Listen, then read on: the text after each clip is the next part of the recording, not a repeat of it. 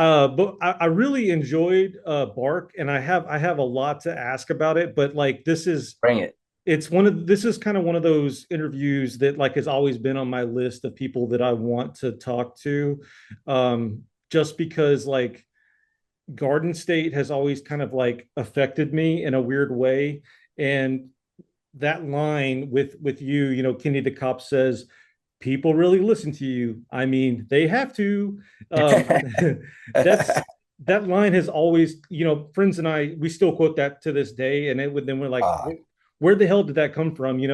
But that whole moment, it felt so natural and alive, and I'm curious how that scene was approached, and did you stick closely with the script, or was that um, did you guys play with that scene a little bit, and ultimately that's what made the final cut because it just yeah. felt so natural? Well, you know what? Zach and I back then, especially, were really, tight friends, and we were actually like roommates. We were like living together, and so we had like a rhythm with each other anyway, and it was based on a lot of back and forth. So that was sort of our friendship, and I think it spilled into that scene. That scene, I remember it was weird. I was like weirdly nervous before that scene because I had just like the movie was going sort of full tilt, and I was just coming in for that little thing, and it was at the end of the day, and we were moving really quick. So I remember just sort of doing it in my trailer, and and then and then you know what, I ad-libbed a lot of stuff, but there was a lot of it was there, and I went sort of I just went in a different direction. It was like a last second choice. Like I was just gonna do the lines and sort of be the cop. And then I was like, fuck that, man. I'm just gonna have fun with this. And so the beauty of that is that, Zach is a great director, but he's also, he knows me, so he knew he let me sort of just go with it. And so he let me do all that weird, silly shit. And we sort of, it worked within that scene. And so yeah, I can't remember what lines were what, but we improved and fucked around with that scene a lot and had fun. So yeah, Yeah, I love yeah. that. I had that was a really I he'd been writing that script while we were living together, so it was sort of amazing to see that come after a couple years. Like we started, like he was writing something and I was writing something, and it was amazing to sort of watch that whole project sort of come into being. And I think that's why I was like a little jittery about it because I just didn't want to like fuck it up. Yeah, like that's one of the things that I really like about your performances, and especially with Bark as well. It just feels very organic, and for me, as far as my introduction to you, it just felt like Kenny the Cop, oddly enough, was that introduction. So to Yeah, kind oh of cool, man. see it kind of go full circle, and like all of those roles in between, man, and kind of I guess backpacking or piggybacking off of that, Yeah. and your relationships with people. Was your prior work with Pathology with Mark? Did that influence your decision to return for Bark? It, Totally. yeah, it felt like there was a little unfinished business Yeah. creatively, and it was kind of neat to see those kind of wheels turn again. What was it like from your perspective? Yeah, you nailed it, man.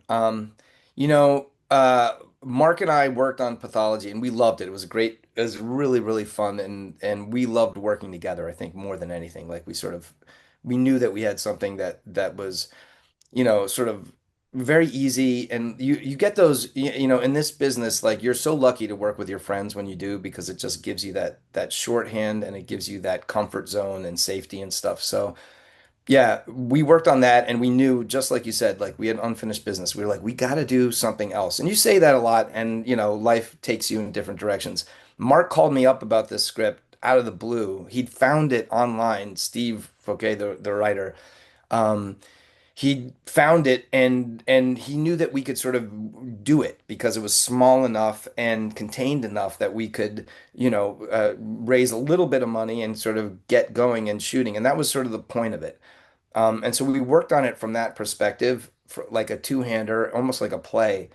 Um, and it was that was really the reason to do it. I love working with my friends because the in the helter-skelter of a production, to have that sort of connection with someone else and that through line, it can all the chaos can be sort of going on around, but you can keep your comedy going or your drama or whatever it is, but you have that connection, and I love that. It just it's the best way to work, and I try to make a point of it, you know. Yeah, yeah, it definitely shines through, especially with this film, being not only like the main focus, but also being restrained. I'm sure that that was kind of a difficult or like a challenge, if you will, to kind of emote as someone that is kind of known for being like charismatic. Were there any challenges as far as like those conditions of being like restrained for a lot Yeah. of the film? Yeah, I mean the whole thing was a challenge. I was really intimidated by it. I just had wrist surgery a couple months ago, and like the actual, like this is a shitty position to be in for a long time. Um, and so I was like, how am I gonna actually like physically get through this? And we didn't really know. And you sort of like, fuck it, fine, we'll do it. It was grueling, you know. Yeah, But I would say that that really lent itself to the moment of the film because there really was no escape for me. I was literally tied to that tree for much of it. And it's that one location, and it became like almost like a meditation where you just sort of we would just go into it, and the way that we worked with this very very small crew in these German woods that Mark had found that are so beautiful, it became this sort of yeah, it really was like a meditation. Like we'd get into work, we'd have our coffee. Everyone was just like so sweet and wonderful and professional. And then we just get into it and we'd shoot all day. We wouldn't stop. And there was no, it felt like you were like we just lived there. It like yeah, felt like we were actually there and that was what we were doing. And that's I get that feeling from plays often because you get to live in it for 2 hours and you're on stage and no one can call cut, you know? And there's something really I don't know, like there you get to this sort of euphoric place in a play if it's really good, where you're like in concert with the audience and it just is riding along and it's like an athletic event. By the end of it, you just have this sort of full feeling, you know? And with this movie, like we had a 25-page scene in there and a 13-page scene, which is just like I've never shot scenes like that in a movie. You're always snipping and it's too scary and risky and we just did it. And I like that feeling with this film of its sort of steady progression and being able to live in it and those woods. It was and being tied up, it all sort of added to the flavor of it and kept mhm. our focus on what we were doing. And it was a really wonderful like acting experience, like really, really fun and fulfilling and sort of, rewarding work to do. Uh, in that 9 day period, we just like jammed it in. It was incredible. Yeah, it's from a viewer's perspective, the cinematography is incredibly tight. It's very claustrophobic. Did that visual style, was this something that was kind of communicated to you like while you're on set, or did Yeah. you watch clips and stuff?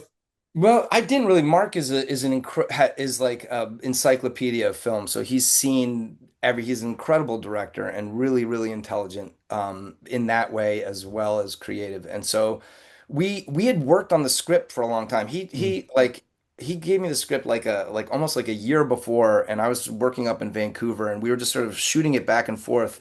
And working on it, and Steve and we're all sort of, molding it. And then it changed even when we got out there. And we talked a lot about sort of the metaphors of nature and life and death, and then it also sort of took on these sort of other, almost like biblical sort of, things as we were doing it that it had, and it sort of changed and grew as AJ came into the mix. yeah, Um, and we started to find things as we were doing it. And the beauty of this kind of work, like in a little indie like this, is like you're not beholden to anyone else. So like there were no executives over our heads, and there was no studio that we had to answer to. So we just did whatever the fuck we wanted, and it was so like liberating. yeah. So as we were doing it, like his Peter, the cinematographer, him and Mark had worked on a bunch of stuff together. So they were like Nick and Nack, and they had their thing going. And he'd have a big cigarette like hanging out of his mouth the whole time while he was shooting, talking shit. I'd have to be like, Peter, you can't talk. In German to be like, when we fuck something up. He was the best.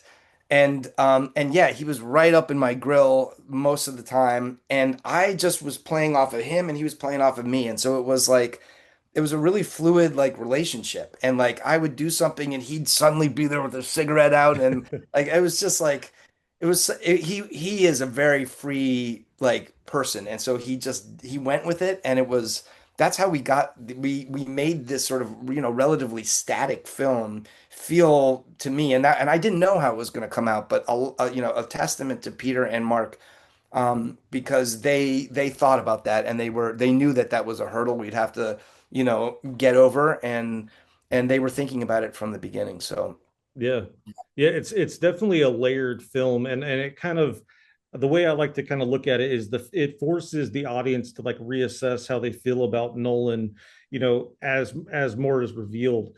And yeah. as an actor, was it difficult to kind of calibrate a performance that manipulates the audience's sympathy like that? Like, because I mean, yeah. you know, Yeah, sort of. I mean, like honestly, I love playing characters that have their sort of, the sort of darker parts of our humanity sort of, come out. Like I enjoy that and I actually I relish the sort of opportunity to sort of bring everyone in and sort of flip it around. yeah, Um, I find that it's really exciting and it's sort of like it's a little bit of a like, tightrope walk that you're sort of doing throughout the film. So I find it really challenging and it was incredibly challenging in this thing to sort of understand the sort of subtleties of like his brain, like what is going on with it? What is he seeing? Where is he going? What's his mental state?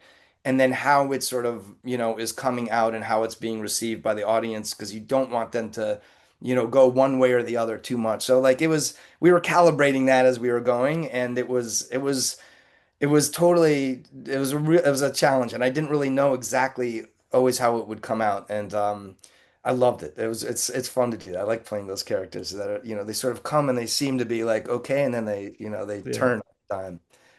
Yeah, it was a cool flick. I saw it at a Fantastic Fest, and I went into it blind, so it was like really a really fun experience because yeah, I was with you, like I was with you for the ride, Yeah, and that right. that was Cool. re that was really cool. And considering that it is kind of this festival darling, like people are starting to like take it in pretty well. You Yeah. know, how was it for you? Kind of seeing the audience's reactions and there is this emotional gut punch finale. Yeah. What was that interaction like for you? I mean, it's the most rewarding thing in a film is like when you finally get to see it because it's such a collaboration of people, like I loved all the people we worked with in Germany, all the crew, all the many people that sort of helped. We're small crew, but just so giving and nurturing, and we all, brought our best energy to it. So I was really thankful for the experience of it and then to see it in front of an audience it really makes me think about all the people that have worked on that film from the beginning like all the little things like Mark's wife Monica who was running around and helping us with signs and doing the dog with us and like it was her dog and so like we were out in Wow. the woods and like she was like all there were just so many wonderful contributions from across the board so I think when I see a film finally that stuff really finally settles in and registers and I have a moment of sort of like thankfulness to everyone who participated because it can feel very much like the actor is sort of there, but like to me, it's always like what's going on around it that Yeah. really makes a huge difference. And so, I was, lucky enough to work with just some really professional people and also kind, good, giving, creative folks. And the whole thing of it was just so much fun. Like we went to Germany and a lot of these were like Mark's friends and people that he'd worked with before in his sort of world there. Um, and it was just the whole from beginning to end there was like it was just great people having a great time doing what they love to do and that to me is like you're so lucky to have those experiences so that's when I sit in a film and I do that I that's what I get more than anything it's like the whole experience sort of comes back in a really nostalgic and sort of wonderful way and you get to sit in it and sort of bask in it for a second. Well, it kind of goes back full circle to like where you were talking about with Garden State, how you actually get to see those things on screen. And kind of with this film, it's kind of the same idea. You kind of get to see all the like the puzzle pieces connect, and then Yeah. the lights kind of flicker back onto And you never everyone. know what the hell you're doing. I mean, acting is like a little like gambling to me. It's like you roll the dice, you sort of give your thing, but there's so many other people that are involved in Yeah. what your thing looks like at the end. So, you know, all of those little th and you go, "Oh shit, that turned this way or that way." I remember there was like one shot where I was sitting there and it had just rained on us and it's in the movie and it's like you'll remember it. It's like a beautiful shot and like the woods suddenly just like light up like Mhm. we pulled a switch and like the heavens opened and the sun came in and it's like huh. And I remember like we all like the whole crew felt it. It was like this ripple effect of just sort of this magical moment that was happening and we were getting it all on film, which was even better because usually you miss those and you're like, "Oh fuck, where's the camera?" So it was, that stuff is really really cool. I don't even remember where that thought came from, but it was like there were little things like that that sort of happened throughout this film that made it that sort of added to the magic of it, and we were Yeah. so nimble and on our feet that we were just like, "Let's go." Like of me running and stuff, Mark would just be like, "Go, run across this field here, go, go." And I'd be like, "What?" No, I was like, "I'm not, just go run." And he'd get the thing and I'd run. I'd be like, just running and being like a fucking dot into like the fire. He'd be like, "Okay, cut." It was really, shit like that. It was just, it was a lot of chaos, but like sort of, intentional chaos. It was great. Yeah, that's definitely one way to describe this film.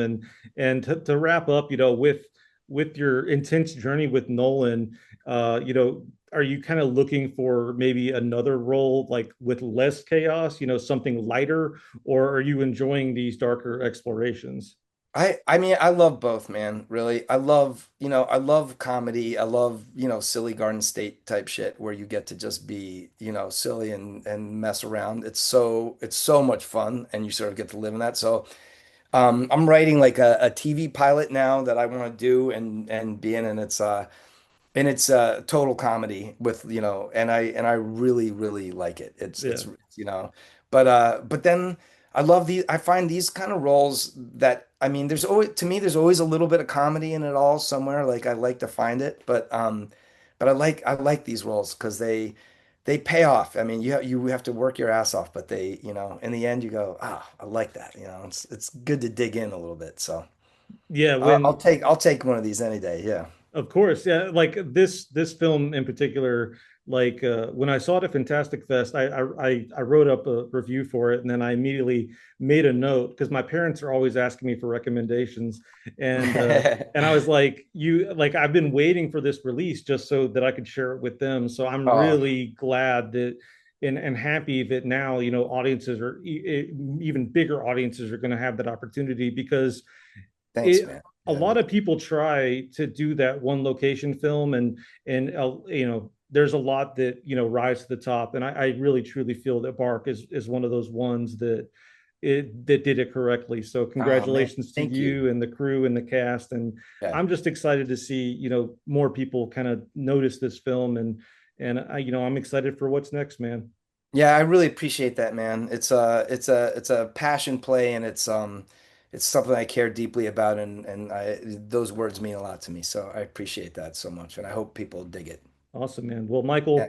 here at CineDump, we let the doers know how they're doing, and you are doing just fine. Thank you so much for your time.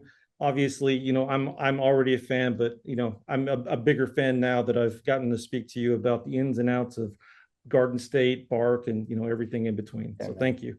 Yeah, pleasure. Great to meet you and thanks for your support and loving this film. Of course. All right, brother. See you on the rebound.